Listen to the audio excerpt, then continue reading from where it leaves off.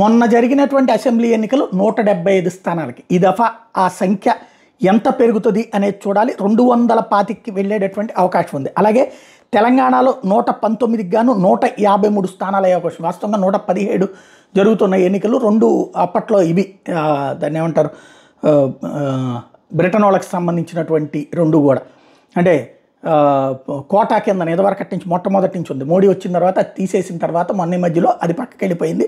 Anglo Indian quota అనమాట.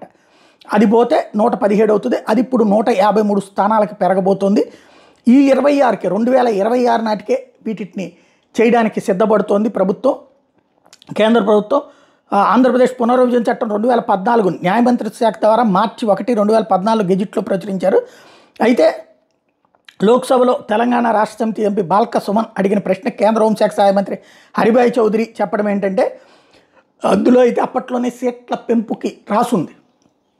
కాశ్మీర్లో అట్లాగే పెంచారు, బట్ మన వాళ్ళు ఎవరు పట్టించుకోలేదు, వద్దనుకున్నారు. ఎందుకంటే అడిషనల్ భారం అవుతుందని, అందుకోసం వదిలేశారు. పార్లమెంట్ స్థానాలు అయితే తర్వాత చేసుకోవచ్చు, కానీ అసెంబ్లీ స్థానాల్ని ఈ 10 ఏళ్లలోనే చేసి ఉండాల్సింది లేదు. ఇప్పుడు రెగ్యులర్గానే చేయబోతున్నారు. 2026లో నియోజకవర్గాల పునర్విభజన నేను ఇంతకుముందే చెప్పాను, అది భారీ ఎత్తున సంఖ్య పెరగబోతుంది అన్నటువంటిది. ఆ దిశగా అడుగులు పడ్డాయి. ఇప్పుడు అదే చెప్పుకొచ్చారనమాట. ఓవరాల్గా అయితే 2029కి 225 స్థానాల్లో పోటీ జరగబోతోంది ఆంధ్రప్రదేశ్లో.